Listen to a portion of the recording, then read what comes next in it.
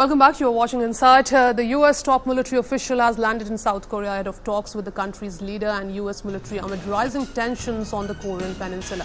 The looming threat of a North Korean missile strike on the U.S. territory of Guam and Pyongyang's increasing nuclear capabilities have increased tensions in the region. Right, so questions which we are asking now: how potent are North Korea's threats?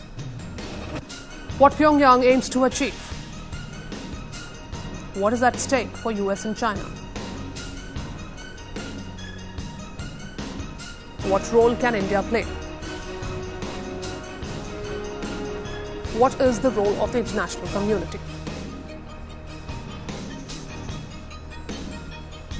So how potent are North Korea's threats? Coming back to you, Professor Chaulia, should these threats be taken seriously? If you speak to the residents in Guam and the various reports which has come out, they're just calling it rhetoric. Yeah, North Korea there's this madman theory that it's completely irrational. But there is a kind of a method in the madness, and which is they have been largely pursuing two big strategic goals. First, acknowledgement that they are a nuclear weapon state, either by incorporation into the official regimes, global regimes, or acquiescence, just let them be. Secondly, of course, regime security. It's the third generation of the Kim dynasty, and they believe that by possessing nuclear weapons, they can save themselves from any potential collapse.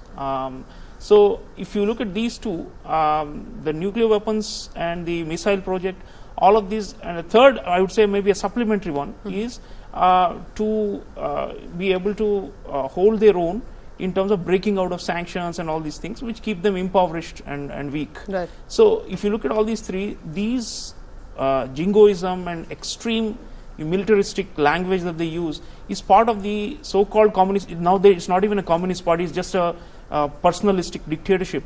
They have been using it for generations. What is different is that Trump is reciprocating them now, right. And it's like a tit for tat, a verbal fusillade that's happening. So in terms of their strategy, North Korea believes that they have enough deterrence and enough kind of balance of terror with the US allies in the region, South Korea and Japan, to be able to devastate them. So I think they are in a way laughing their way through this crisis, because they know that there is the risks of a US attack on North Korea are incalculable for US allies in the region. So Guam, is just a kind of and remember Guam, the missiles would fly over Japanese territory. Right. So these are all meant to be posturing to try and drive this bargain towards their ultimate goals, which is, acceptance, if not explicitly tacit acceptance, and they're testing more and more. Kim Jong-un so acceptance of their nuclear capabilities and missile delivery capability. 80 missiles since he has come to power. Right. 3 nuclear tests, and they'll keep on testing until they reach the intercontinental level. So I think if you look at this whole trajectory, and then they have the back of China willy-nilly.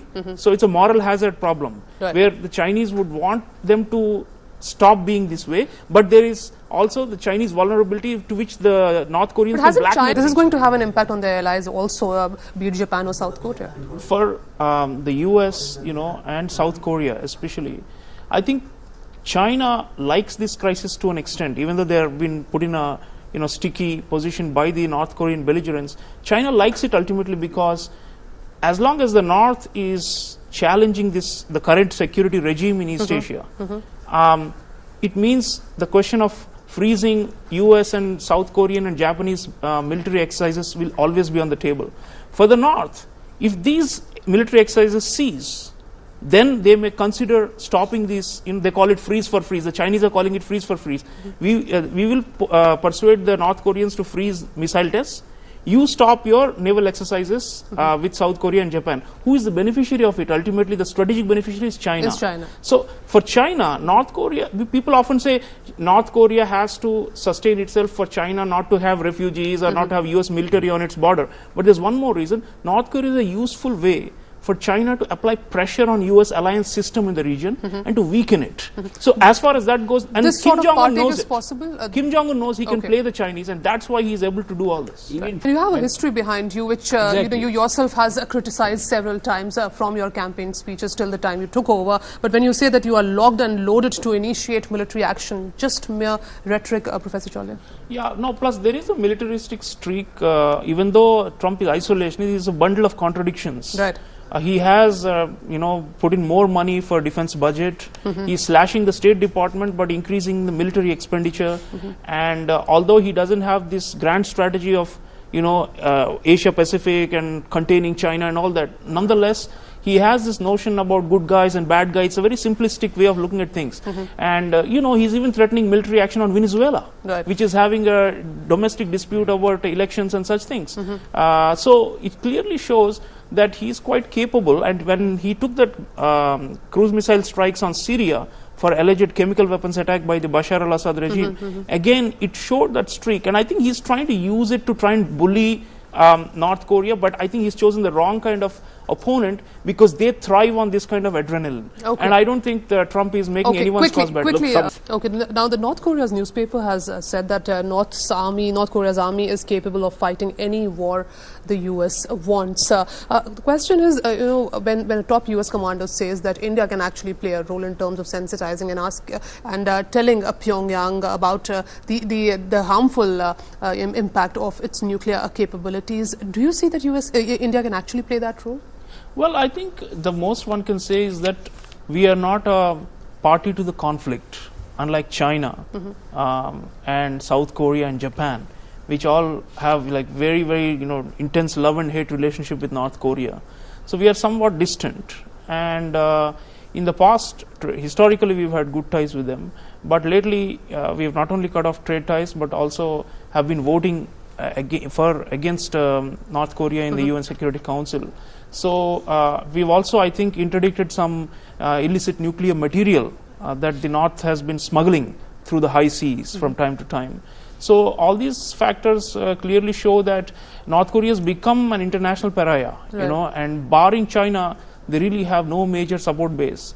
So to some extent, it's not harmful for us to cooperate in the endeavor to try and diffuse the crisis. But whether we can mediate, mediate is a bigger term, but certainly we should join hands with all the regional actors and have a voice and a say, because end of the day, if we say we want to be a great power and go beyond South Asia, and to break out of the subcontinental shackles, this is an opportunity for us to play a responsible role. At a time when we are looking to asking for a bigger role in the international arena, it's important to voice our concerns also on issues like these. Just final word on the program. Yes, final word. We want to shape the architecture of what we call the Indo-Pacific in a way which is conducive to Indian interests. I think we should be playing a more proactive role in further away from our own shores. And at the same time, think about arithmetic. If North Korea is weakened or stopped in its track, who's going to gain from it and who's going to lose? If China loses from it, I would see it as a net gain for India in terms of our ability to wherewithal to actually intervene in this. Collective effort.